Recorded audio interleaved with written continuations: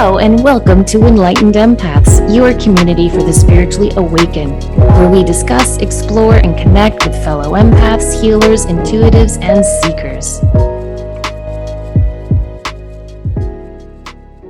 Hello, empaths. We hope you're having a beautiful start to your week. If you listened to our show last Monday, we had talked about how to recognize when spirit is trying to connect and communicate with you. And Denise and I have been asking you all to send in some stories that you guys can share with our listeners of moments in your life where you feel as though your loved ones in heaven, your spirit guides and angels have really reached out to connect with you. So today we're going to share some of those amazing stories. And we want to just take a moment and say thank you for taking time in your day, not only to listen to our show, but to reach out to us over Facebook and emailing us on our Gmail account. We really appreciate connecting with you all this way.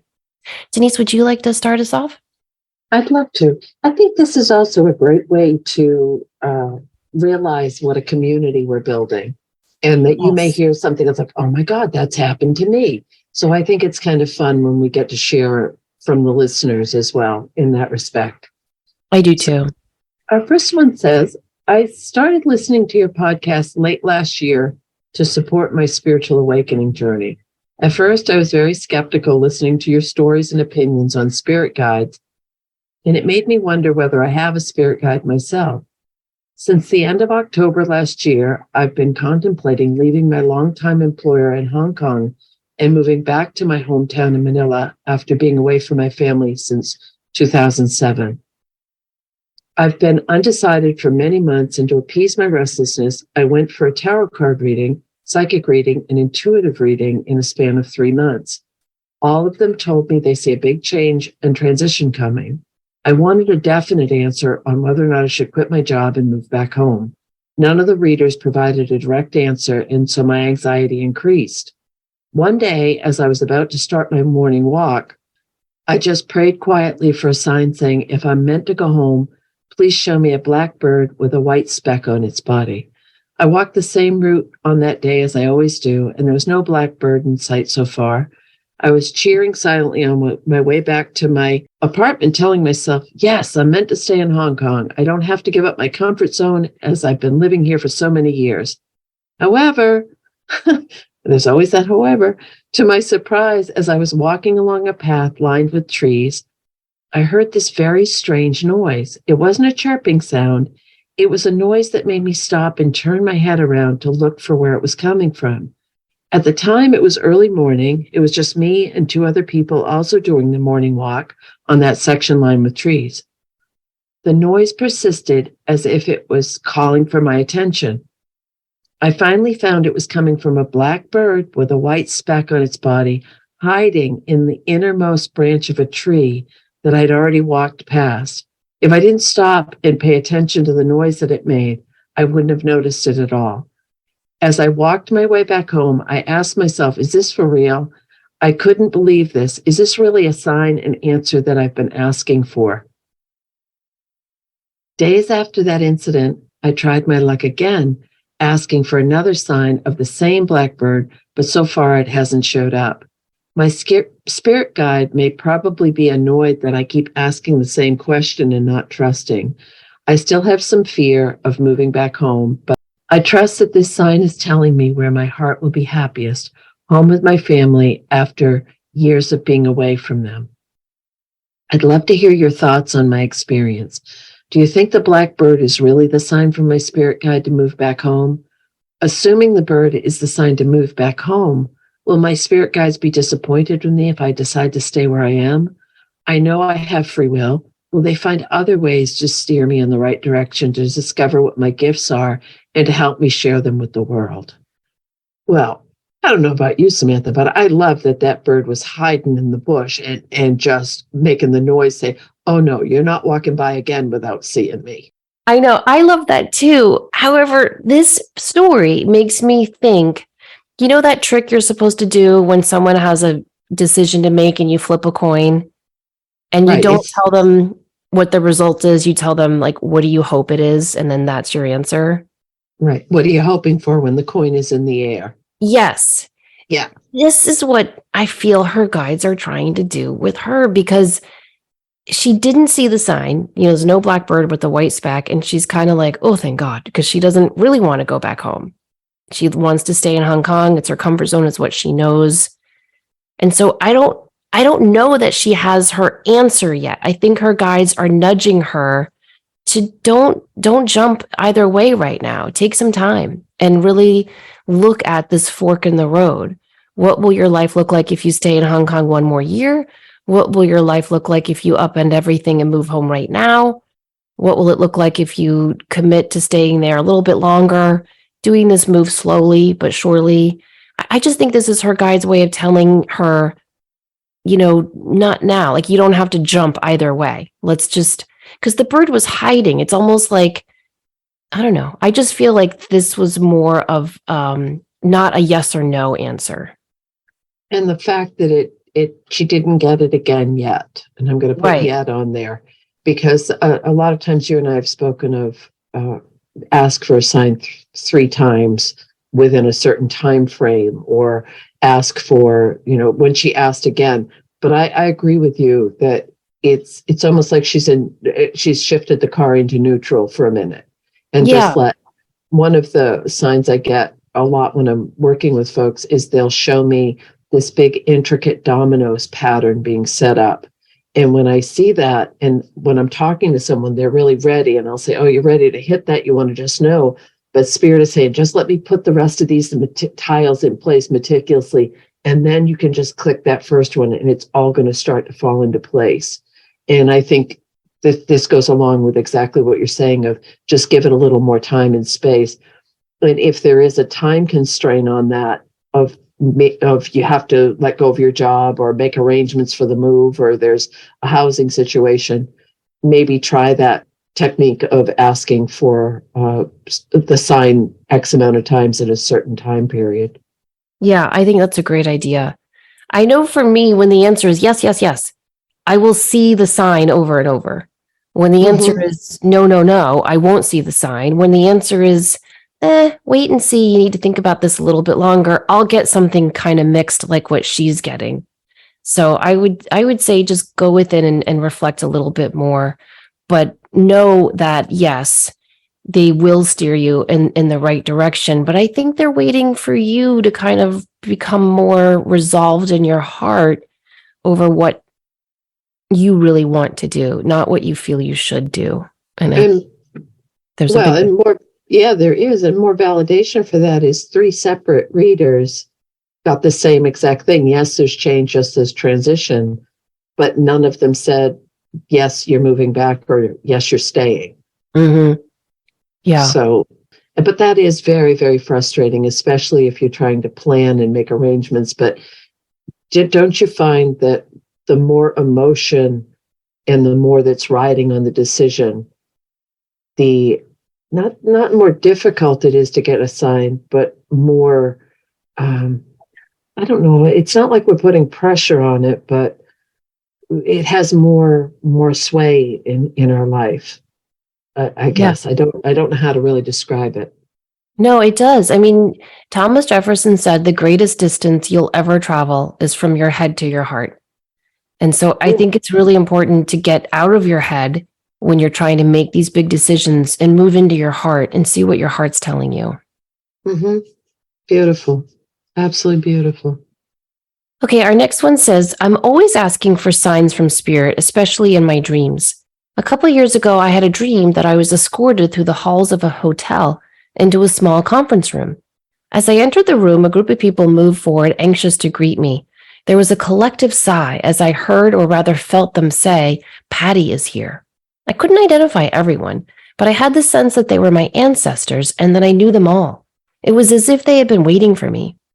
This dream is meaningful to me because I'm very passionate about family history and genealogy. After researching for over 25 years, I finally started writing their stories. Early last year, I had another dream and woke up remembering a brief conversation I'd had. A woman told me, he wants you to become a shaman. I realized I was speaking with Denise in my dream. I believe the he she referred to is the spiritual teacher I've been following for the past 2 years. I assumed by shaman he meant healer. I love the idea of ancestral healing. Could my dreams be a sign from spirit encouraging me to find and remember my ancestors? Should I be doing more? I appreciate your thoughts and thank you for all you do. Yes, I think that dreams are, and I don't think we mentioned this last week, Denise, so shame on me. Dreams are one of the best ways that our guides will communicate with us because all our normal third dimensional defenses are down when we're dreaming, and it's just our soul. And so it is easy for them to connect with us this way. And the fact that you're passionate about family history and genealogy, and you've been called to this form of healing, and it was Denise in your dream. And Denise, you need to answer this more than I do because you've studied this type of healing for so long. And I think it's interesting that you would be the one who would pop up in her dream to tell her this. Right. And I agree. Dream visitations are one of the number one ways, and probably for many, many people, the strongest heart connection because you feel the emotion in a different way than just getting a coin or a feather or whatever. So with the shamanic stuff, I love that. I absolutely love that connection. And thank you for inviting me into your dream because you know how much I love that stuff. I mean, that's a nice treat as well. I do think that the fact that I said I referred to a spiritual teacher you've been following, I think that you're right, that it would be. But this goes back to what Samantha said a few minutes ago, is trust your heart and not your head. If you're feeling a connection, I think that applies to so many people are offering so many amazing things right now. Classes, webinars, workshops, programs, retreats. But if it doesn't resonate with you, then it's not the person you're meant to be with. But if you've been following this person for 2 years and what they say and how it feels for you really touches you and you feel like you want to spend more time with that person, I would say 100% yes. I agree. I do think it does connect with dreams and ancestral healing. I do too. All right. Our next one, let's see. The first is about messages from a loved one. My dad died a few years ago, and I was missing him terribly. I was driving on my route home from work and saw a cat that had been hit by a car and didn't make it. Oh, it was my habit to say a small prayer for a dog or cat that I saw that didn't make it after being hit and then being left on the side of the road, no one caring enough to stop or take care of it. It was the first one that I'd seen since we lost my dad. I was praying that it had a place in heaven when just as clearly as if he were in the car with me, I heard my dad say, "It's just a shell. His spirit has moved on." My dad was a mortician, and this is exactly the kind of thing he would say. It was clear as a bell and brought me to tears. I felt him there in the car with me. I didn't hear the words. I felt them inside of my heart and head. I can't describe it any more clearly than that.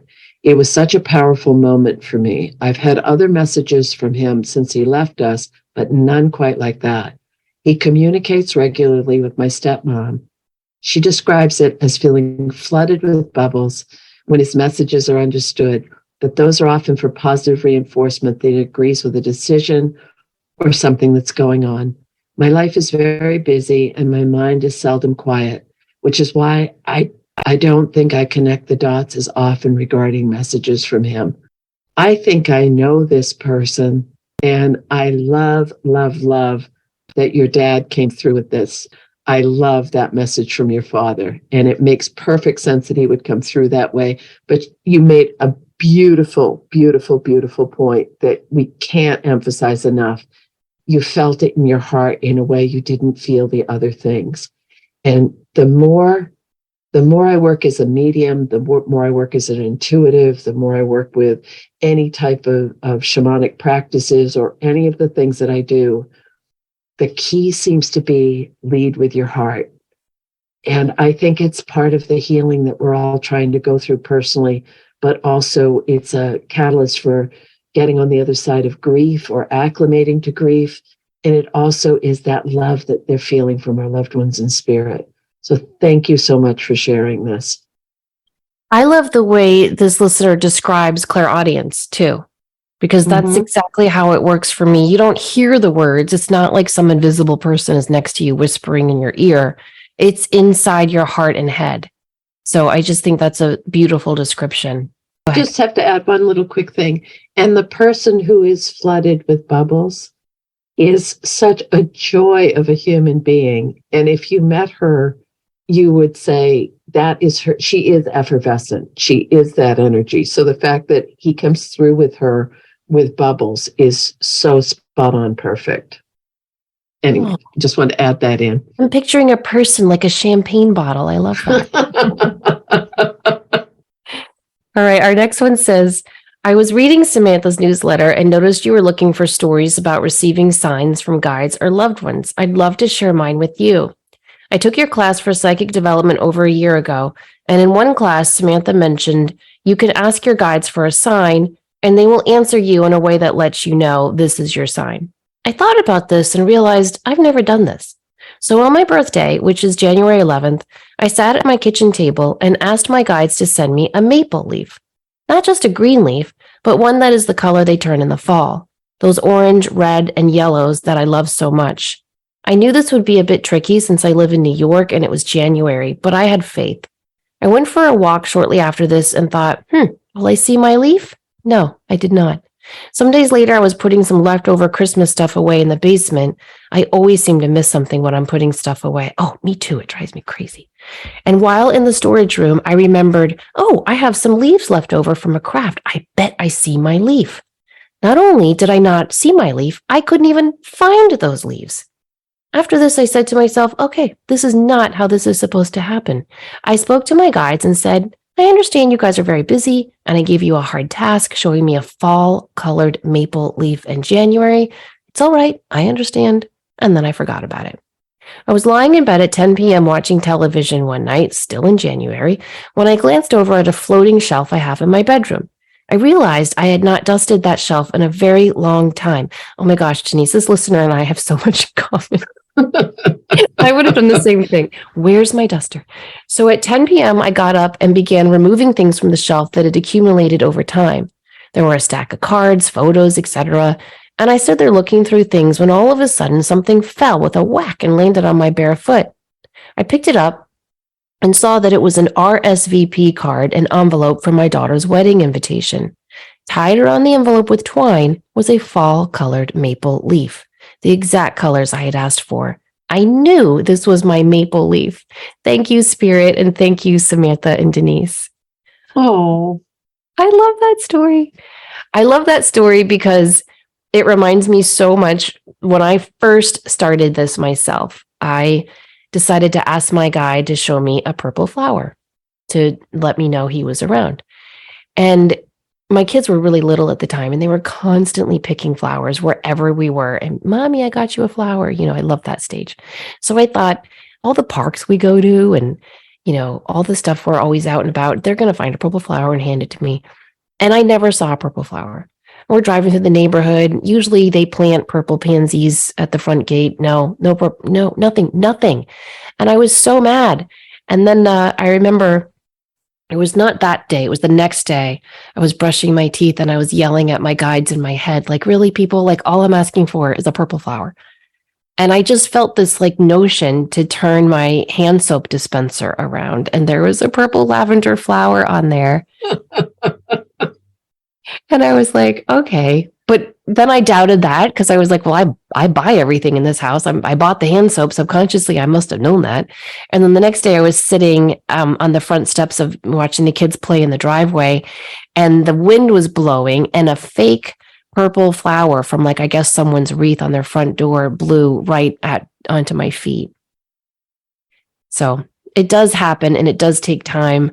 I love that the other thing I love about this story is that she was really cool about it. She was like, okay, I told my guides, I guess you're busy. It was a hard task I gave you. No big deal. And then she says she forgot about it. And boom, that's when she found the maple leaf.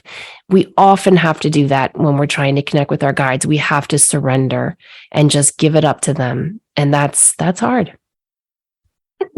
But again, the nudge to look at the shelf, I need to dust, I'm going to get up. Oh, there. That's all. I really believe it's orchestrated. And I love it. I really love it. I do too. And the fact that the maple leaf was connected with the daughter's wedding invitation, I think gives it a little bit of an extra nudge as well. Oh, I do too. Good point. Okay.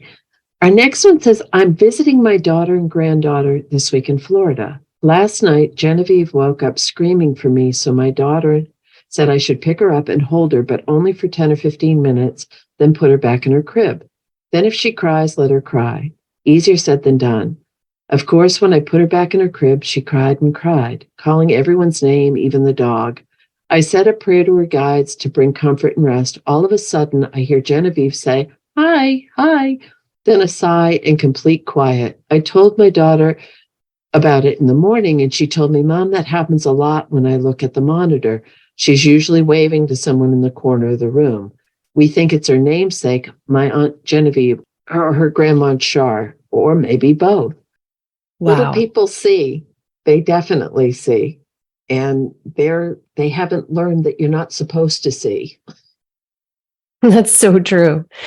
Something that often pops up in readings is when you name someone after a loved one in heaven, there's a special connection there. Do you get that a lot? Yes. I don't know do. what that is. I guess it's just they recognize it's an honoring. I don't know. But I've noticed when people are named after loved ones who've gone before, they do tend to watch out for that little person quite a lot, which I think is just so lovely. And Right. yeah, the crying out thing, I sucked at that as a mom. That was so hard for me. Do you remember that when they were like, you have to let them cry it out? Yeah, I didn't. I didn't. And, my sons aren't psychopaths or serial killers, so it's okay.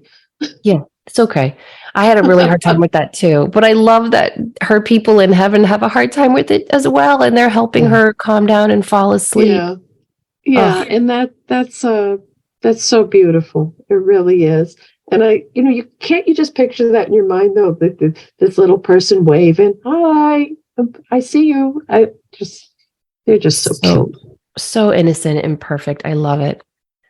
Okay, our next one says, firstly, I would just like to thank you for creating a wonderful podcast. A friend of mine introduced me to both your podcasts, Samantha, at a time I really needed to hear your messages.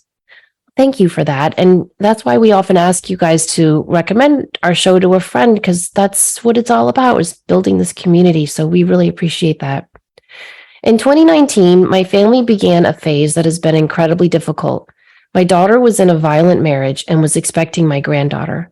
Thankfully, the marriage was short-lived and they both moved in with us. The ex-husband has continued to do his best to inflict havoc on us. However, the light of protection has continued to shine brightly and keep us all safe. During this period, we have all tried to remain positive, but at times it's been really tough. After listening to an episode on psychic teachers relating to signs, I said out loud, okay, guys, I need a sign that we are all going to get through this and my girls are going to be safe and flourish. I asked for the sign to be in the form of a little yellow honey eater, which, although around, are quite rare. I've always had a connection with birds, and so I thought this would be appropriate. Well, the first one arrived shortly after I asked. I'd been listening to the episode in the car and had to go into a hardware store. I was just about to walk through the doors when I looked up, and right in front of me was the little yellow bird that only moments before I had asked for. It fluttered there, and I actually became a little emotional, as I just could not believe it. There have been several of these moments, and they always appear when things are particularly difficult. The other standout example was after a walk I had taken with my daughter and granddaughter. We were very concerned that visits for my granddaughter were occurring again with her father, and it was all very worrying. I'd been silently praying, and as we walked through our gate, I said to my daughter, I just know deep down everything will work out. We just need to continue to believe. As I said this, my little granddaughter had walked up onto the porch, and two of the very same yellow birds were circling around her, much to our delight. The little bird stayed and made a nest outside the front door. I truly believe that Spirit sent these birds to us and continues to show them to us when we need a reminder. Our situation has definitely improved and is almost over. Oh, I'm so glad to hear that. But this is not only is this a powerful story of these birds coming, making a nest and just showing up as soon as she asked for that sign. It also reminds me I do think when we're going through these really difficult times and we ask for signs, they do tend to show up a little bit quicker. I've noticed if things are like normal and okay in my life, and I will say like, "Hey, haven't heard from you guys in a while. Like, can I see a sign?" I will, but it won't be as like momentous as what she's describing. But when I'm going through a very difficult time and I need them, the sign is like, boom, right there. And so I do think our guides recognize when we are really needing them. Don't you? I agree. I agree entirely. Yes. And sometimes it's that comfort of knowing we're not alone in a situation, especially if we are really struggling or going through a hard time. And Yeah, they know that they would do that if they were here to help us, or I'd like to believe they would. definitely. Wow. But, Thank you for but sharing that. And we're so glad the situation is improving. That is not an easy one. no, it isn't. And just the how constant and how often and how much support is coming through from the birds, I think, is even another indicator of being looked out for, being watched over, and that they'll get through this. So I'm glad they're all safe. Me too. Um, our next listener sends in, I'm in the UK and I'm an avid listener of your podcast, Enlightened Empaths. I love to listen to your show while I cook, and it's such a balm to my soul. I also adore listening to psychic teachers, the Share Your Light episodes, and devoured your book, Samantha. So thank you both for all that you do. Well, you're welcome. Thank you for listening. I have so many stories and questions I want to ask you. However, I know that's not possible in this format. Instead, I'd really love to share with you the most affirming confirmation of the other side I've been blessed to experience. My mother-in-law, Elizabeth, is in the late stages of Alzheimer's and has not recognized her family for several years. I met her when she was showing subtle signs of the disease, but she wasn't diagnosed with it until a year or so later. We never had the opportunity to become close when she was well, but I truly love her all the same. She spent a lot of time at my house post-diagnosis to give my father-in-law a break, and she formed a very close bond with my young son. I was one of the first people in her family she forgot, my son, her grandson, being one of the last.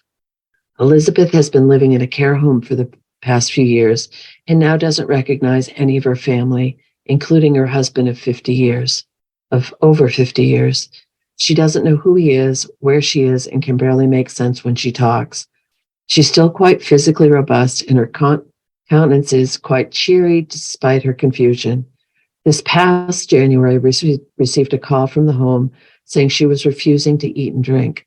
My partner and I thought that it must mean she's getting close to end of life, especially as she's been in the later stages of Alzheimer's for some time. We contacted my sister-in-law, who lives several hours away, and she agreed to come and visit her mom.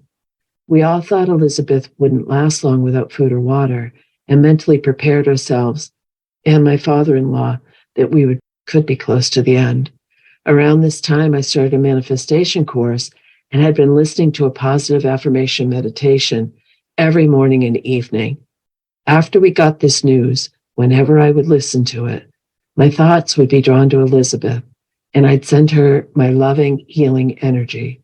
I spent several nights asking her angels to let her know that I love her family loves her, and that she's not forgotten and is surrounded with love. I wanted her to know that if it was time for her to leave her body and go home, we would understand it and always keep her in our hearts. A few days later, my partner and his sister went to visit her. My sister-in-law hasn't visited the home much because she lives so far away. When they arrived, a member of staff asked her if her name was Sarah, which it's not, and commented that in the past few days, Elizabeth has been talking about Sarah and constantly calling out that name. My name is Sarah. My partner didn't think much of it at the time and assumed his mom was just randomly calling out names. It was only when he got home and I told him I'd been asking Elizabeth's angels to pass on messages of love did it hit us. My messages got to her, that the power of our thoughts are real and can truly affect amazing changes in our lives and the lives of our loved ones. Elizabeth started eating and drinking again that very day. My sister-in-law, Nikki, and I decided to go together the next day. When we arrived, Elizabeth was sitting in the lounge. It was a Saturday, so the staff were different to the weekday staff. We introduced ourselves to one caretaker as Elizabeth's daughter and daughter-in-law, which is how she introduced us to Elizabeth. At first, Elizabeth waved us away until agreeing to go with us into her bedroom. She was carrying a toy baby doll and told us he was her baby. Elizabeth jabbered on nonsensically for a while, waving her arms and the baby doll around, sitting on the bed and jumping up again several times. However, the weirdest thing happened about 10 minutes into the visit. Nikki and I were standing up when suddenly Elizabeth stood in front of me, looked me straight in the eyes, and handed the doll to me. Very clearly, she said, "You take it, Sarah." The caretaker who let us in had only introduced us as the daughter and daughter-in-law. After she handed me the doll, she continued to look me in the eye, waved her hand across her body, and said, "You're tired of all this, aren't you? I'm tired of all this too. I want to go home." This is the most direct, coherent thing she had said the whole visit. I was so shocked. I tried responding, but Elizabeth immediately went back into nonsensical mode and wandered back to her bed. I must admit, I was a little freaked out. I'd been praying for her to safely leave her body and cross over to go home, but only we thought it was her time. I don't know what changed and made her start eating and drinking again, but she's still with us. It clearly isn't her time to leave quite yet. However, I take huge comfort in knowing that we can get messages to her, that our thoughts of love can reach her beyond her physical being, that our angels do hear our prayers. My own father has recently been diagnosed with Alzheimer's. While it's heartbreaking that I'll slowly lose another loved one to this disease, I know now I'll still have a way to communicate with him once he loses the ability to do so with his earthly body. So that's my story. If it gets read on your show, I hope it helps others who have lost loved ones, either to this disease or some other way. Our loved ones are never truly gone. They're always with us, even we can't reach them on the physical plane. Just ask your angels for help. Wow. Wow. Yeah, that's a big wow. So much in this. And I just, before we talk about this, I saw a post the other day and it really brought tears. I think John Holland posted it. And it was a little video of this man, and he's caretaking his wife, and they've been married for close to 50 years. And once a week, he gets dressed up and he proposes to her. She doesn't remember him. She doesn't know who he is. And he gets dressed up and he gets down on one knee and he proposes. And they videoed this. And the woman, like she just like put her hands on his chest and she said, "You remind me so much of my husband. He was such a wonderful man. I would love to marry you." Oh, stop. You're going to make me cry. Oh, and she hugged him. And then he said, "I do this every week just to see that joy and to feel my wife again with such love and presence." And I thought, oh, I cry every time I say it or think about it. But this is a good example of they're still in there. They really are. And just the fact that she had this beautiful, beautiful experience, that the messages from Spirit, the prayers, the asking, please let her know that we're here for her, got through. Well, and the fact that she was the first one Elizabeth forgot, and yet once she started communicating with her thought to thought, was the first name she could say. I mean, that's amazing. I got to the point where with my dad where I would pretty much leave the little recorder thing on my phone on all the time when I visited him because I know exactly what she's talking about. Like they're very nonsensical. And then there'll be this moment, maybe 10 seconds, maybe 45 seconds of clarity.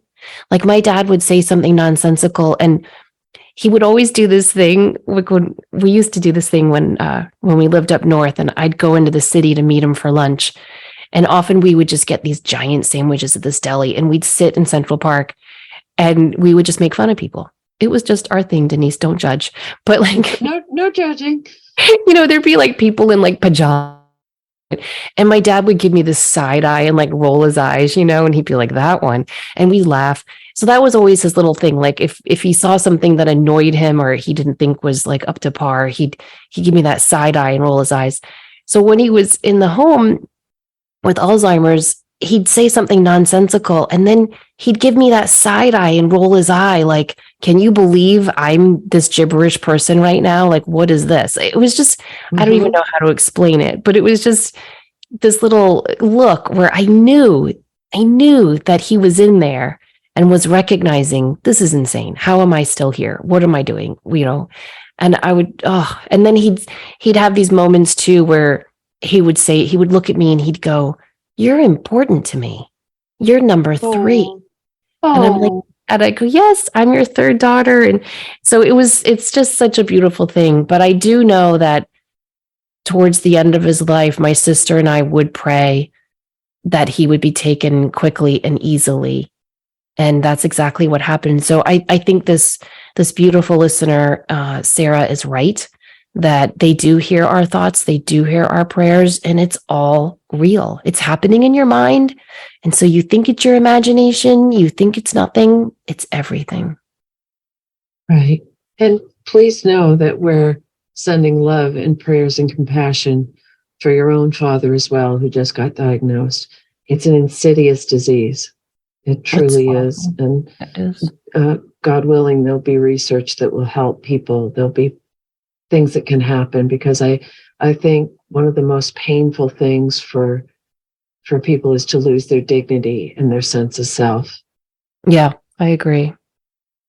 Okay, our next one says, do we have time for one more? Oh, we do. Yeah. Okay. Our next one says, in February 2022, I woke up one morning and instantly had a thought in my mind of my dad.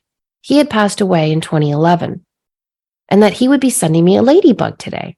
This thought seemed like wishful thinking, as it was February and the ladybugs aren't around in the winter months. I wanted to push it out of my mind as a silly thought, but instead I rooted into faith and said, okay, Dad, thank you. I can't wait to see the ladybug. I got out of bed and carried on with the morning. It was the weekend, so my kids were being kids and running around doing Saturday morning things. My daughter was 6 at the time and loved to dress up. She was always layering bracelets and necklaces, putting on lipstick and high heels, just being a fashionista. She had come to me about an hour or two after I had woken up to that thought about my dad, and she was showing me the day's outfit she'd created. I was admiring her dress and her jewelry. She pushed her hair back to show me the earrings she had stuck on her ears. She had one of those large sheets of stick-on earrings with 50 or so choices, rainbows, flowers, kittens, cupcakes, you get the idea. She showed me a rainbow on one ear, and the other was a ladybug. Of all the choices she could make, she picked a ladybug. I knew instantly it was my dad's ladybug he promised as his hello that day. It was even more special to see it on my daughter, as she never got the chance to meet him. He passed away before she was born. But the two of them have a special connection. She talks about him all the time and sleeps with a photo of him in her pillow, along with all her rose quartz angels and hearts. Wow. She's a connected and sensitive soul, and I know my dad is connecting and watching over us all. It was such a beautiful gift that day, and I was just reminded to believe in the signs we get. You can consider them to be coincidences, or you can consider them to be gifts and miracles. I like the miracles personally. Well, I do too. That is beautiful. I love that she woke up with that thought and trusted it and wasn't like, well, I'm probably just missing my dad. No, she was like, okay, Dad, thank you. And I can't wait to see the ladybug. I love her description of her daughter playing dress up. It makes my heart ache a little bit for those long ago days when my kids would do the same thing. And I know exactly what she's talking for. You raised boys, Denise, so you might not have seen those, but they're huge. You get like a pack of 5 and there's these tiny little circle stickers. Oh my gosh. And my girls would just love to pretend they had earrings on. And they're tiny and they're all different pictures on every one of them. And the fact that she picked the ladybug. That is so meaningful. And I love that she does have this connection to her grandfather, even though she never met him. But don't you find that's often that they do watch over our little people? I feel that really strongly. I know my father watches over both my boys, but one of them in particular.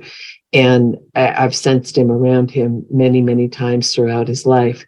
So I think that when you had mentioned, I think in last week's show about a name connection and they stay closer, and maybe that was earlier in the show, and the connection with small people, but that's a beautiful thing. And she wasn't looking for it.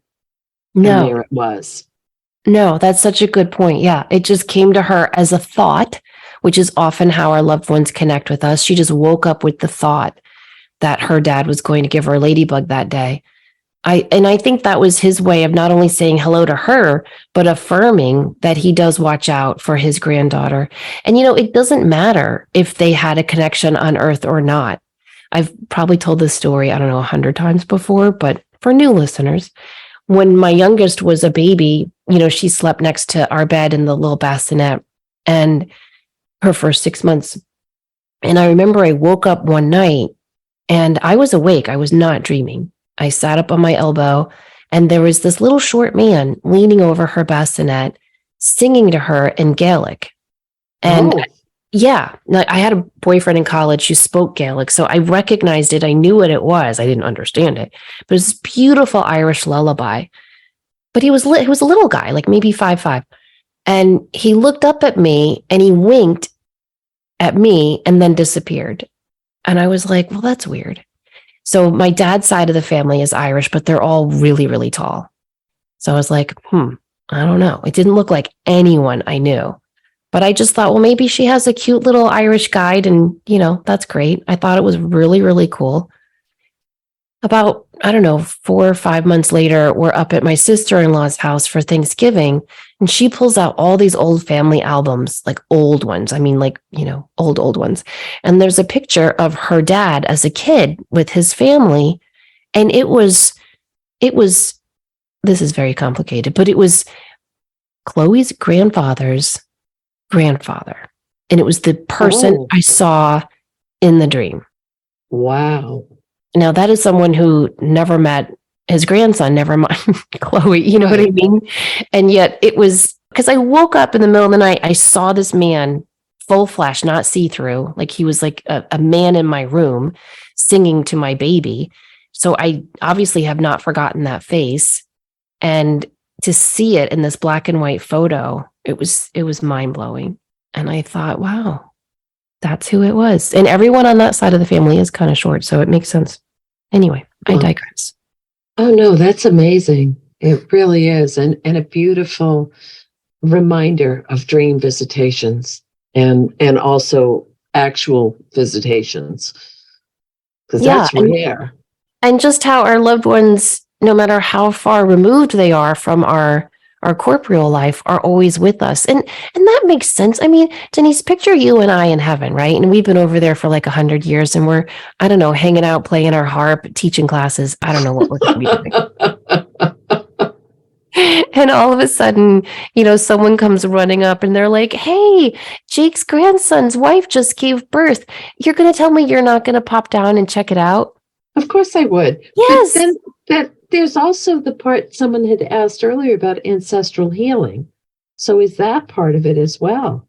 That because so many people right now are breaking cyclical patterns. They're really saying this has been passed down to me through epigenetics or behaviors or lifestyles or whatever it might be.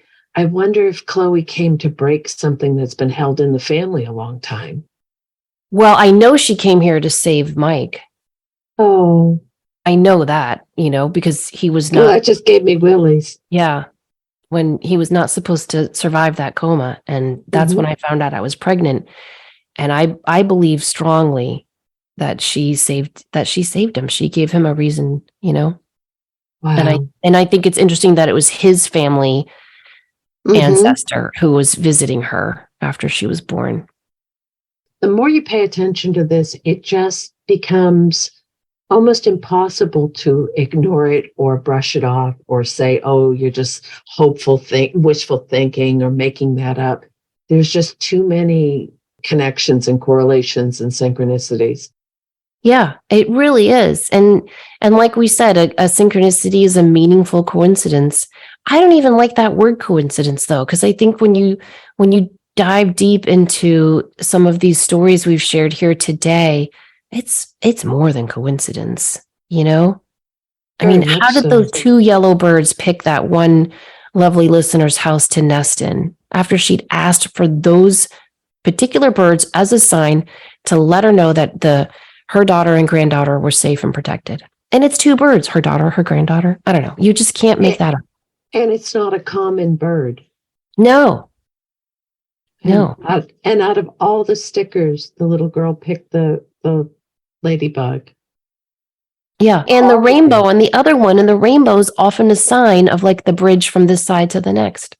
Right. And the leaf this is so fun, isn't it? To hear. It is. It also normalizes, and I know that's an odd word to use, that I spoke with someone recently who is off the chain intuitive, just like bam. And I was so surprised because the person said to me, well, nobody knows this about me. And I said, nobody? And the person said, no, I don't share it with anybody. And I thought, wow. And I know in my heart, there are people listening to these that are saying, oh, this happens to other people too. I must be okay. Oh, that happens to me all the time. People will be like, oh, the dread, what do you do for a living? Oh, I host podcast and I do some writing and teaching. Oh, what do you podcast, write, and teach about? Metaphysical, and then finally I spit it out. And they're like, oh, it takes me a while. And then they'll go, oh, well, I had a dream about, my mother after she passed, or I saw a ghost when I was 12, and then it comes out and they're like, I never told anyone that. And I always think the same thing as you, like you should be telling these stories because we do, we need to normalize this, that this is a very beautiful way of connecting not only within to our divine spark, but also to the world around us and the invisible world around us as well. Yes. Well, we've run out of time, but we do have more stories we could share. We'll have to save that for another show. If you want to send in a story like the ones you've heard today, you can email us enlightenedempaths@gmail.com. Please check out some of our offerings and classes at our websites. You can find Denise at thegratefulmessenger.com, and you can find me at samanthafay.com. Thank you guys again for listening and sharing a beautiful part of your lives with us. Please remember, as always, to show up, do great work, and share your light.